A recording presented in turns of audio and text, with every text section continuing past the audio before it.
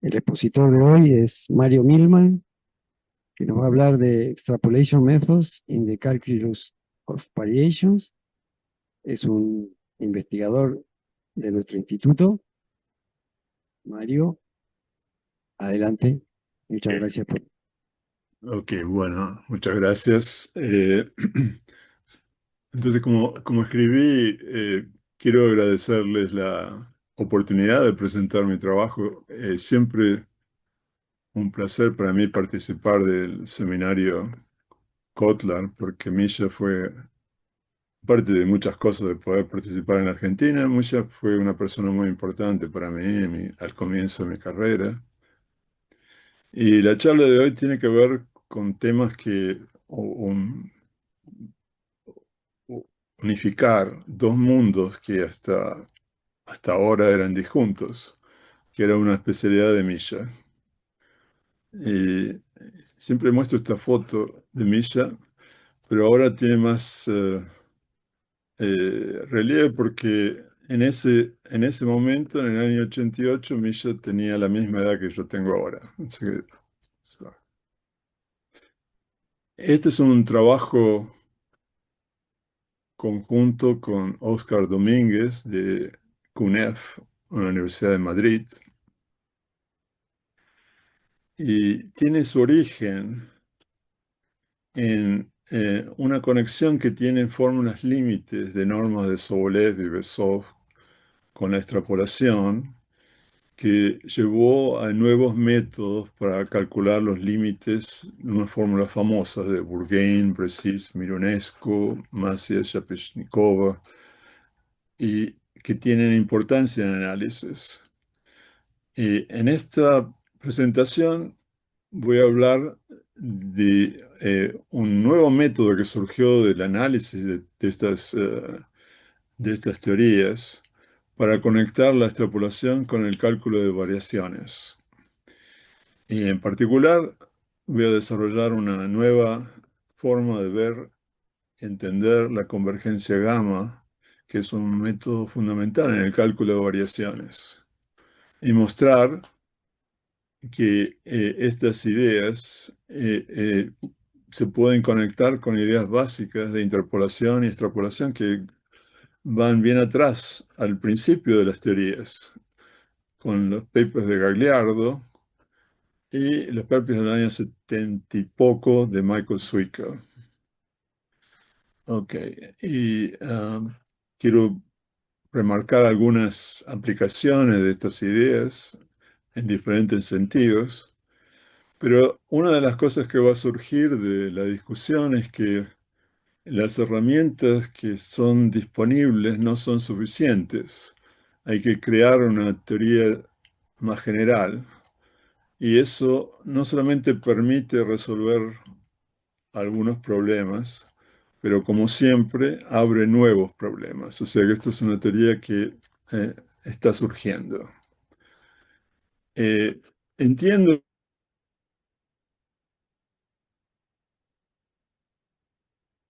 las cosas que estoy hablando ahora.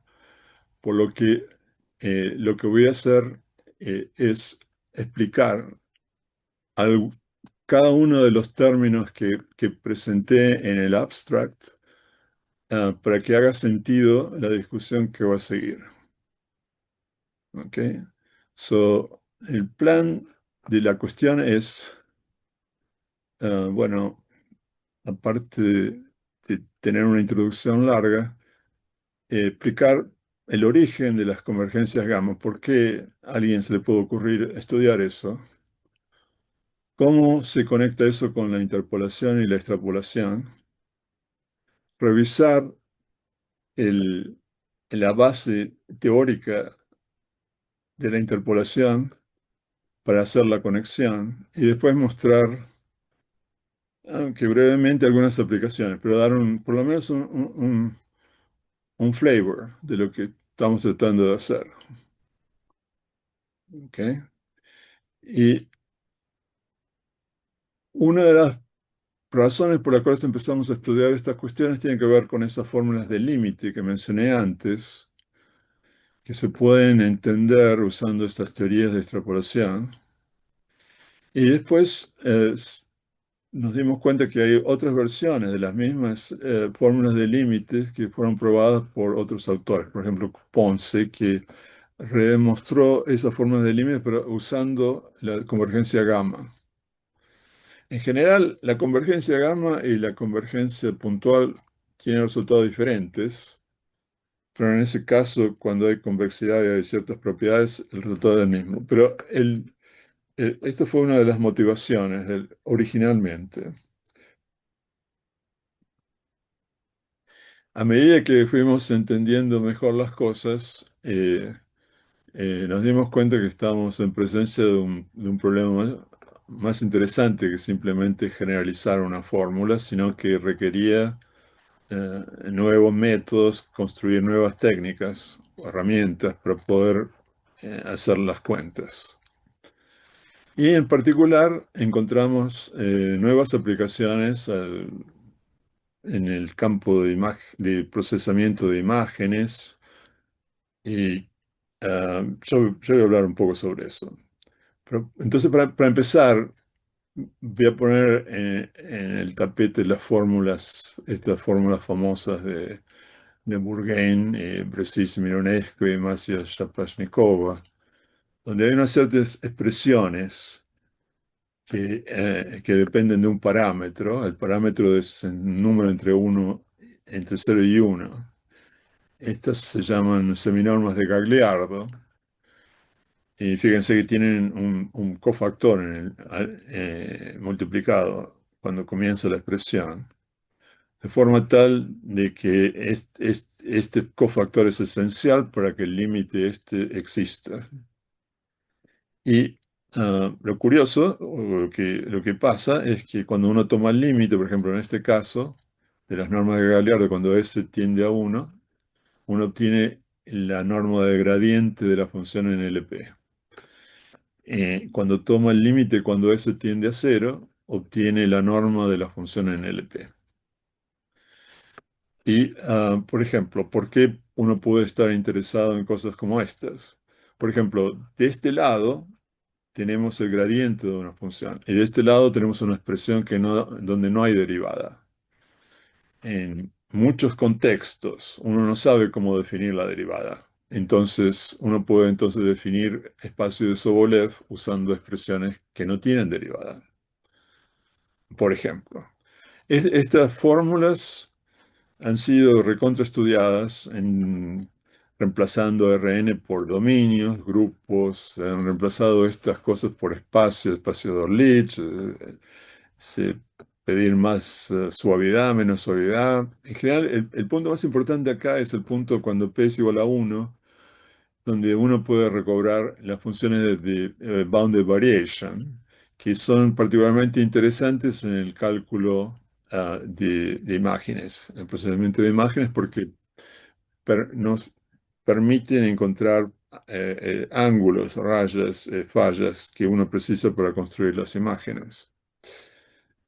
Eh, ok, inicialmente las fórmulas de interpolación que fueron estudiadas para demostrar estas cosas y extenderlas a todos estos contextos, en principio tuvieron éxito porque eh, estas fórmulas son en realidad parte de una escala de interpolación. O sea, cuando uno se da cuenta de eso, entonces uno puede ver que se puede encajar esto en una teoría de límites en una escala de espacio de interpolación. Al hacer eso, uno se libera completamente de gradientes o cocientes o todas esas cuestiones. Uno trabaja simplemente con normas que tienen ciertas propiedades de interpolación. ¿Puedo hacer una pregunta? Puedes, Porque que tengo mala vista y no veo bien, además, pero las dos fórmulas, ¿no? ¿Cuál es la diferencia entre la primera y la segunda? O sea, la S solo aparece en el coeficiente. sí, la S aparece, por ejemplo, aparece en la potencia. No, las fórmulas son iguales. Es, Lo que es- es es- diferente es el cofactor y dónde tomo el límite. y adentro de la integral, eso es que no ve. ¿Dónde está la potencia? Acá, en este de aquí. Ah, esto eso no lo veía, ok. Ok, ok, está bien. Bueno, ah, mm, ahora me perdí, pero Eh, ok, por eso, digamos, las fórmulas tienen éxito porque la fórmula de interpolación tiene éxito, porque esto en realidad es una escala de interpolación entre LP y un gradiente en LP. Entonces, cuando uno se mueve en la escala entre 0 y uno recobra los extremos. ¿Ok? Cuando los analistas hicieron esto, no usaron eso. Entonces, cuando vinimos nosotros, los interpoladores, les explicamos que era una escala. Al hacer una escala, entonces eso permite hacer las demostraciones evitando usar expresiones explícitas, simplemente usando los funcionales de interpolación. Esto permite extender esto aún más a contextos donde no hay gradientes, no precisamos de estas cuestiones. Lo que precisamos saber es que llegamos a los extremos de una escala de interpolación. Las personas que trabajaron en esto, tengo que mencionar, claro, a Oscar, Karachov, Xiao, que, bueno. ¿Qué es lo que va a seguir ahora? Lo que quiero o lo que queremos hacer ahora es conectar esto con la convergencia gamma, con los problemas que están asociados con energías y con el image processing. ¿Ok? O sea, ¿por qué es que queremos hacer convergencia gamma y qué es la convergencia gamma? O sea, la convergencia gamma es un desarrollo relativamente reciente en el cálculo de variaciones. Fue desarrollada en el año 70, la definición formal aparece en el año 75 por De Giorgi, pero se ha convertido en un instrumento muy importante. La teoría de De Giorgi trata de convergencia de funcionales. Los funcionales acá no pedimos nada de los funcionales, simplemente son funciones salen de un espacio y toman valores. En esta discusión van a ser valores positivos, puede ser más infinito también, pero son valores positivos porque lo que en realidad queremos, como voy a explicar en un momento, es minimizarlos. Y también voy a explicar por qué es el interés. Entonces, De Giorgi se ocupa la teoría de Giorgi se ocupa de límites de funcionales, familias de funcionales, o sucesiones de funcionales si quieren. Y se trata en realidad de minimizarlos. Y para entender por qué De Giorgi quiere estudiar la convergencia de funcionales, hay que mirar a los problemas básicos del análisis. Por ejemplo, tratemos de resolver el laplaciano de U igual a cero en un dominio y prescribimos el borde. Entonces, uno de los principios básicos es el principio de Dirichlet, que nos dice que en vez de resolver la ecuación, lo que podemos hacer si queremos, es crear un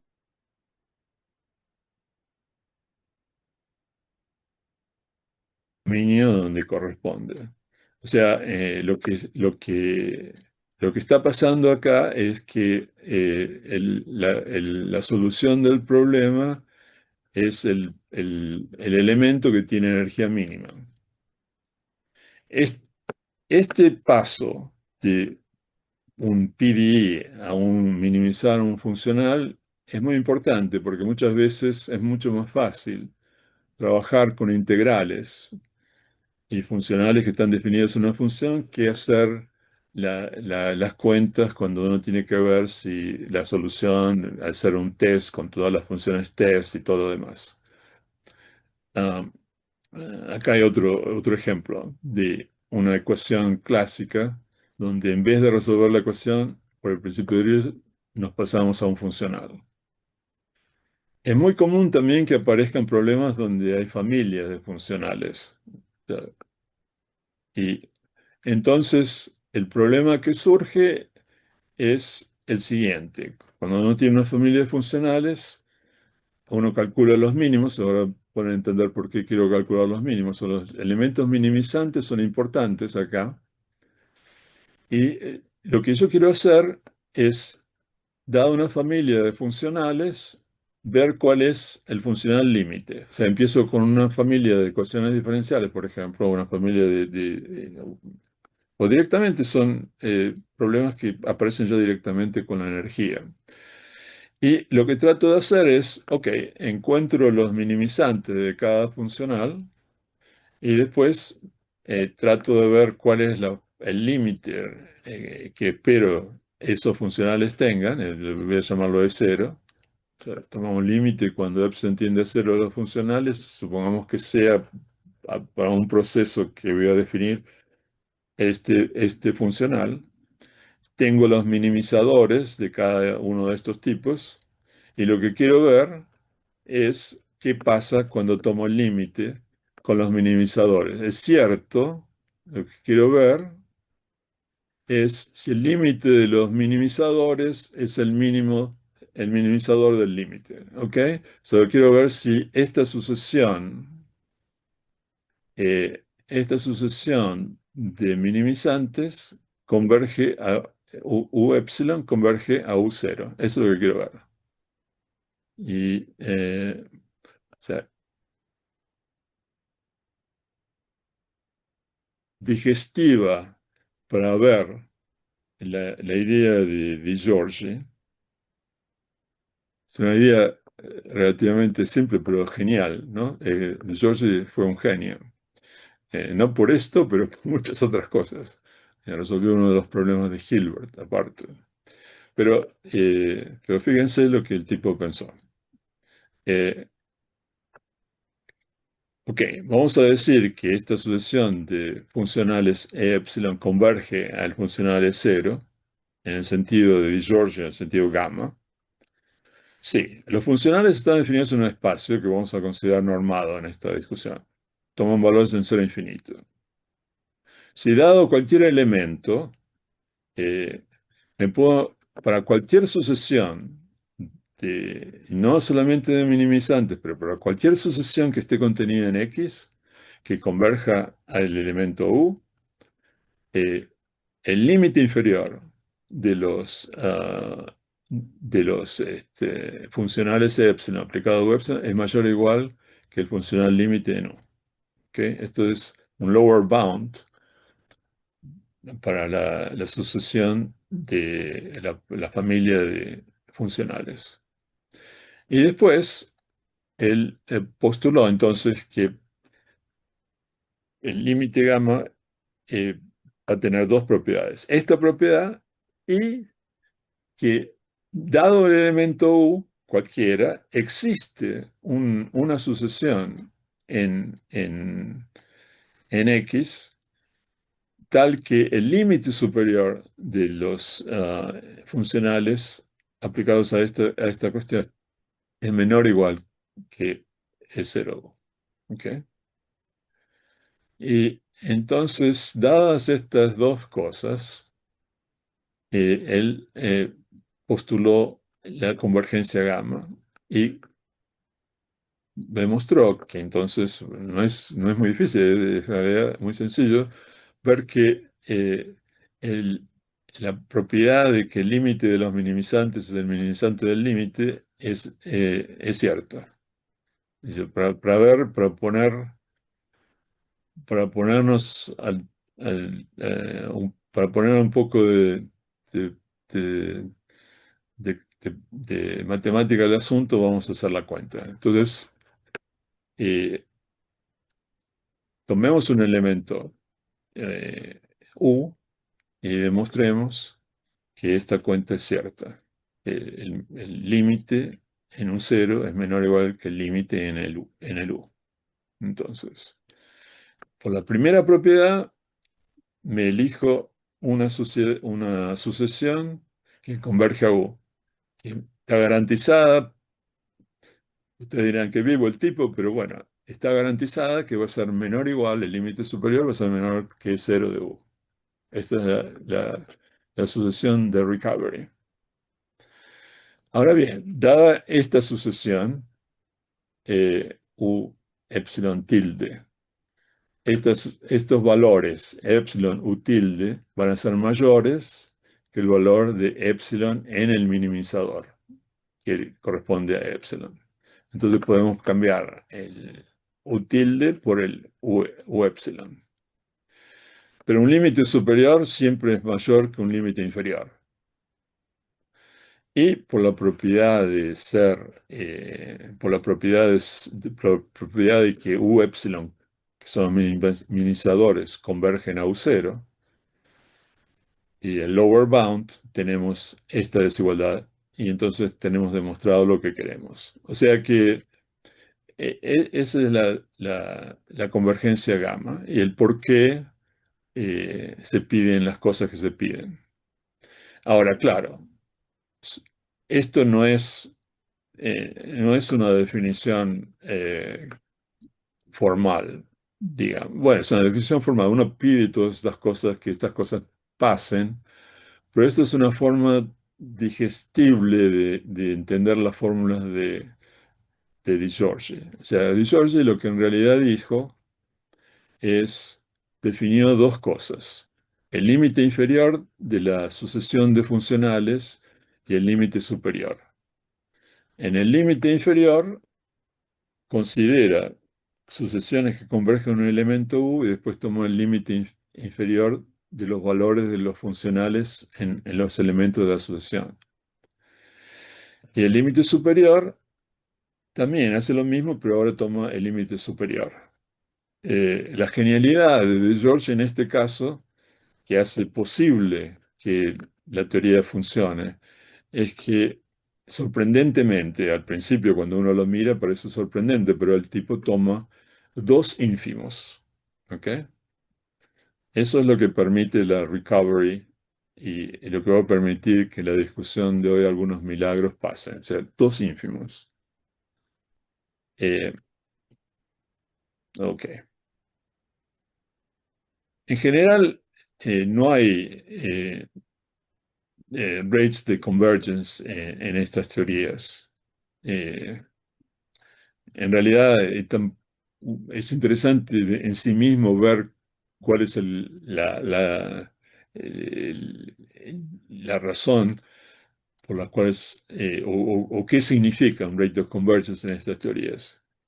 Pero en general, cuando uno tiene procesos de aproximación, uno busca teorías donde se pueden medir esos rates. Por ejemplo, esas teorías tienen que ver con la teoría de aproximación, interpolación, etcétera, donde hay funcionales que permiten medir esto. ¿Ok? En particular, como ya he hablado varias veces en mis charlas, hay un funcional importante que se puede usar para esto, que es el funcional K, que fue definido justamente en parte en Buenos Aires, en Chicago, por argentinos, y Petre. Eh, eh, lo pueden sacar de la biblioteca. Este es la tesis de Evelio Klander, que lamentablemente falleció joven. eh, Esto apareció en el año 65, pero Evelio Klander se doctoró en Chicago, creo, en el año 64, más o menos al mismo tiempo que Petre estaba definiendo el funcional K en Río de Janeiro. En estas teorías lo que uno busca es, en general, antes de definir el funcional K, ¿por qué el funcional K? En estas teorías de interpolación uno busca, dadas estimaciones, encontrar estimaciones intermedias. En términos de espacios, eso significa que si uno tiene pares de espacios, uno busca espacios que están situados en una forma conveniente para hacer estimaciones, o sea, aparecen eh, conteniendo la intersección y contenidos en la suma. O sea, y uno busca entonces espacios tales que si uno tiene dos estimaciones, uno puede sacar una estimación intermedia. ¿Cómo construir las estimaciones intermedias? Corresponde a construir un espacio. ¿Cómo construir el espacio? uno construye un funcional que es preservado por continuidad de operadores que tienen esta propiedad. Un funcional natural que tiene esa propiedad es el funcional K. ¿Qué es el funcional K? Bueno, está definido en la suma de los dos espacios y lo que trato de hacer es escribir una función suma de dos elementos. Un elemento que va a estar en un espacio y el otro elemento que va a estar en el otro. El número t es un número positivo y lo voy a hacer variar. Y el número t es un penalty que me pongo para entender cómo tengo que hacer las cosas. Por ejemplo, si t es muy grande, no me conviene poner una componente en el espacio A1 porque me va a hacer esto muy grande. O sea que en términos concretos, pienso que cuando t tiende a infinito, esta expresión va a tender a la norma de la función en A0. O sea, esto converge a cero, a la norma de f en A0. Para hacerlo simétrico, quiero poner un infinito acá, entonces divido por t. El t desaparece de este lado y me aparece 1 sobre t enfrente de la f0. Ups. ¿Dónde está eso? Ok. Entonces, hago tender t a cero, porque eso es lo que va a hacer esto infinito. Entonces, cada t dividido por t tiene que converger, o moralmente converge a la norma de f en A1. ¿Ok? Entonces, eh, moralmente, no en todos los casos. Entonces, lo que uno puede hacer es definir como las completaciones de Gagliardo, que consisten en una completación que va a corresponder a cero, consiste en tomar el supremo sobre todos los t's del funcional K. Y la otra completación consiste en tomar el supremo cuando divide por t. Lo que dije antes corresponde a decir que A0 está contenido en la completación de Gagliardo G0. Y lo que dije antes también indica que A1 está contenido en la completación de Gagliardo G1. En las teorías de interpolación, generalmente la gente acepta que A0 y A1 son iguales a sus completaciones. Muchos espacios tienen esta propiedad, pero algunos espacios no la tienen. Pero Michael Zwicker en el año 76 demostró que eso no es importante si uno calcula espacios de interpolación. El funcional K y el funcional K que corresponde a las parejas de los espacios completados son iguales. Entonces, si aplico una norma a esto, me va a dar igual que aplicar una norma a esto. Y en general, entonces los autores siempre suponen que los espacios son completados en el sentido de Gagliardo. Eh, una forma de calcular espacios de interpolación es tomar promedios de estos funcionales K. Si uno toma los promedios, eh, en realidad, como acabo de decir, no importa eh, eh, mm, si ponemos los espacios originales o si ponemos las completaciones, va a resultar lo mismo. Eh, es importante, cuando uno hace las cuentas, tener normalizaciones de forma tal de que estos promedios que uno sacó del thin air, que uno los definió, no sean completamente ridículos. O sea, uno pone unas normalizaciones de forma tal de que sea consistente en lo que uno calcula al principio. Si uno normaliza los espacios usando estas constantes y uno toma límites de estas normas, uno recobra las normas de Gagliardo. Cuando, cuando el parámetro este teta que va entre 0 y 1 tiende a 1 o cuando tiende a 0. Esto es exactamente lo que corresponde al principio de esta charla. O sea, si uno hace estas cuentas con A0 y A1, y el LP y gradiente en LP, Estas constantes son las constantes de normalización que corresponden a lo que los analistas colocaron para hacer sus cuentas de límites y uno recobra estas fórmulas.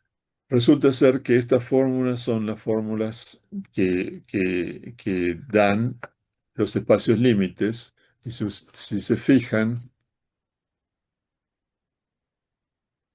¿dónde está eso? Espero no marearlos con esto. Uno recobra los límites, uno recobra los espacios de partida. ¿Ok? Ese es el origen de la discusión de hoy. Ok.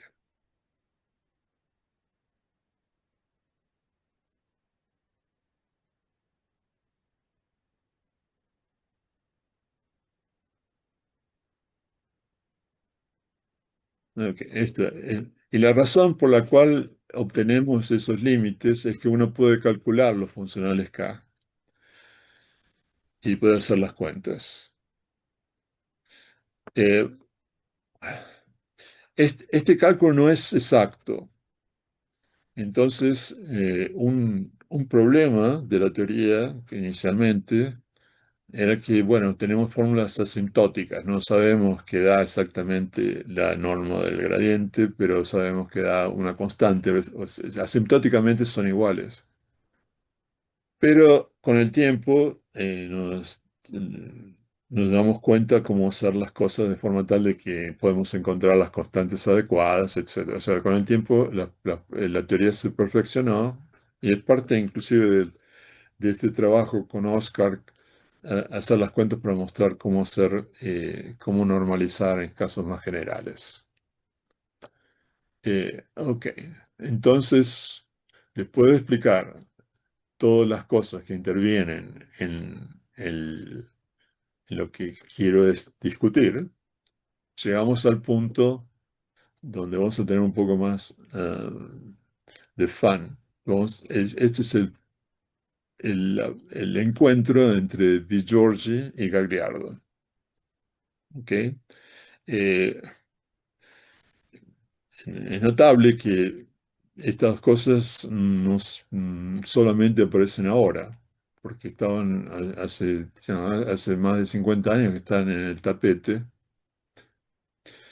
pero una de las razones que posiblemente esto se nos escapó antes es, primero, que en las teorías de interpolación uno generalmente supone que los espacios son Gagliardo completados, por la razón que expliqué antes. Pero cuando uno toma límites, como expliqué en un momento atrás, los límites nos dan las completaciones de Gagliardo. O sea, eh, bueno, lo segundo es que hay realidad que entender mejor lo que las fórmulas del funcional K nos están diciendo. O sea, y ahora entonces vamos a ver esto. Voy a trabajar con la completación G1 en esta charla. La discusión para G0 es exactamente la misma. Lo único que hay que cambiar es el 1 por el 0. Y en vez de dividir por t, hay que dividir por 1, ¿no? T a la i, digamos. Y es 1 o 0. Es lo mismo. La definición que dimos antes de completación de Gagliardo es esta. Un elemento está en la completación de Gagliardo y estamos en el caso de interpolación, o sea que tenemos un par de interpolados de espacios, tenemos un elemento en la suma y queremos ver si pertenece o no a la completación de Gagliardo. Lo que hay que hacer, como dije antes, es calcular el funcional K, dividir por T y tomar el supremo. Si eso es finito, entonces estaremos en la completación de Gagliardo. Pero aunque esta es una fórmula muy cómoda de expresar las cosas, y generalmente eso es lo que se presenta en los libros, hay otra forma de escribir la completación de Gagliardo, que es la original en realidad. Y uno puede ver esto también en un paper de Michael en el año 76. No sé si Michael está en la audiencia hoy. Bueno, puede ser. Eh, la fórmula es la siguiente. un elemento está en la cláusula de Gagliardo G1, si está en la suma, y la siguiente propiedad es cierta. Para toda sucesión que está en A1, que converge a ese elemento F en A0, eh, que tiene supremo finito, bueno, tengo que pedir que haya una sucesión que tenga la propiedad de ser el límite de una sucesión acotada de elementos de A1 en A0. O sea, ¿ok? Y este supremo sea finito. Y la norma de Gagliardo es no solamente se puede calcular exactamente igual a esto, es el ínfimo de todos estos supremos de sucesiones que aparecen con esta propiedad. ¿Ok? Entonces, con un poco de buena voluntad uno puede ver la conexión, por lo menos en un caso específico, particular, con Di Giorgi. Porque defina un funcional Fn, una familia de funcionales Fn que es constante. Para todos los n's tiene el mismo valor. Y que calcula para un elemento de la suma la norma de ese elemento en la norma 1, si fuera posible, y si no fuera posible, el valor infinito. ¿Okay? Y trata de ver si este funcional Fn, esta sucesión Fn que es constante, converge cada f a a la norma de AF en la completación de Gagliardo. ¿Okay? Entonces, ¿cuál es la diferencia entre Gagliardo y Di Giorgi? Bueno, la diferencia es que Gagliardo pide que el supremo de esto aparezca acá, y Di Giorgi pide que el límite superior aparezca acá. ¿Ok? Pero eh, si el elemento si esto es finito, entonces este supremo, por cierto, va a ser mayor que este límite superior mayor o igual. Y es claro que Cagliardo es mayor o igual que el límite superior de Fn, en el sentido de Di Giorgi. ¿Ok? Ahora bien, eh, eh, ¿cómo puedo liberarme del límite superior acá?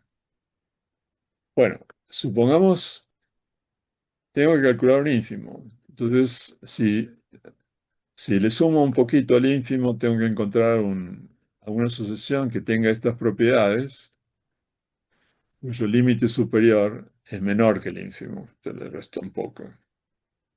Entonces, esta sucesión, lo que tengo acá es una sucesión de números. Voy a elegir una subsucesión de forma tal de que el límite superior sea igual a su supremo. ¿Okay? Esta sucesión, siendo subsucesión de la original, converge también a f. Y he reemplazado el límite superior por el supremo. Como esto es un particular ejemplo de lo que tengo acá, al tomar el ínfimo me doy cuenta que he conseguido algo mayor que la norma de la completación. Eso nos dice que las dos cosas son iguales, que Cagliardo es igual a límite superior de Di Giorgi. Ahora, para ver, para ver la otra cuestión y entrozar con el límite inferior, para hacer las cosas mucho más fáciles, voy a usar la fórmula del K funcional que tengo para Cagliardo, porque son equivalentes. Entonces, para ver lo que tengo que ver, me doy una sucesión que está contenida en A1 que converge en A0. El elemento F está fijo ahora. Cuando tengo que calcular el funcional K, tengo que encontrar una forma de partir a la F. Pero tengo una forma natural de partir a la F. Eh, Le resto Fn y le sumo Fn. Y me fijo lo que pasa en cada pedacito.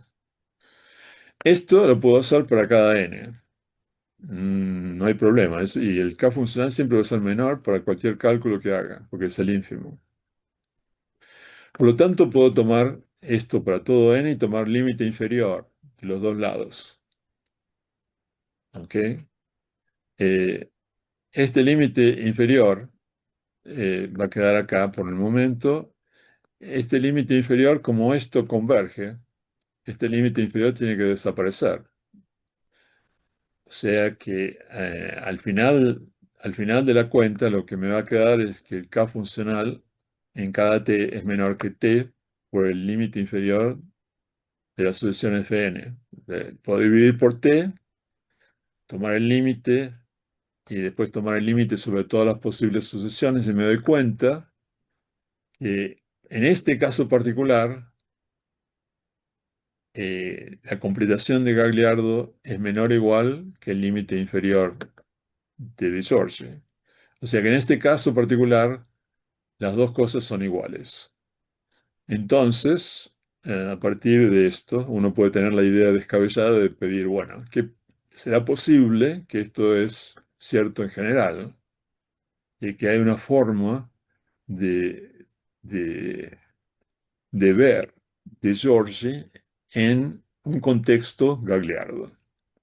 Bueno, hay innumerables problemas para esto, pero para empezar, un problema básico es que, bueno, acabo de hacer estas cuentas suponiendo que es una sucesión constante y que es una sucesión constante de normas, de una norma fija.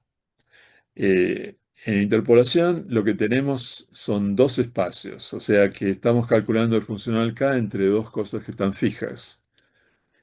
En estas teorías, que voy a llamar variacionales, queremos hacer cuentas para cada n.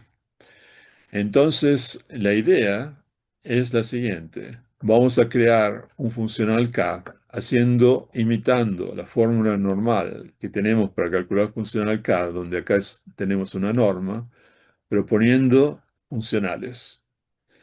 Eso lo podemos hacer para cada elemento de la familia y después tomar límites inferiores y límites superiores. ¿Ok? Estos nuevos objetos los voy a llamar funcionales K variacionales. Y el teorema es que si uno define funcionales K variacionales de esta forma para una familia de funcionales ahora arbitrarias en un espacio X normado, lo que resulta es que sí, efectivamente, hay una coincidencia entre De Giorgi y Gagliardo. O sea, que los límites gamma son la completación de Gagliardo de los funcionales. Esto inmediatamente crea un mundo nuevo de posibilidades que voy a llamar extrapolación variacional. ¿Ok?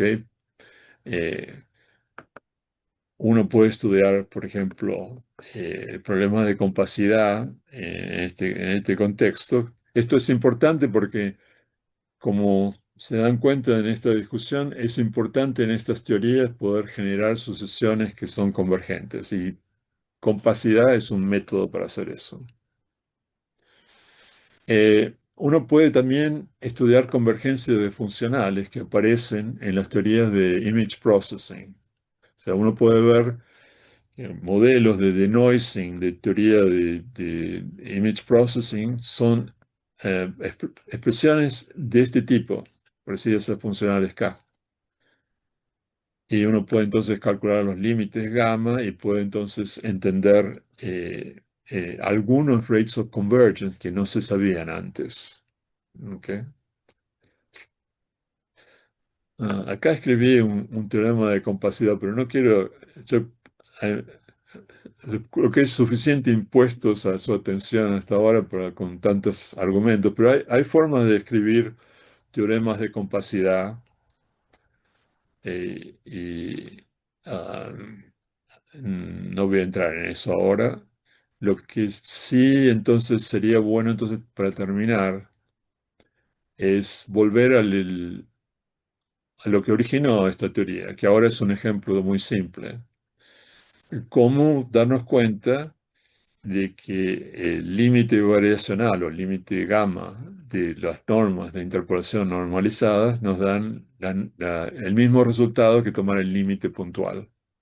Y ahora lo único que hay que hacer para hacer la cuenta es aplicar el teorema y reemplazar la familia de funcionales por las normas calculadas en θ q. Entonces, tomando el límite, tenemos las fórmulas de Ponce para los resultados clásicos.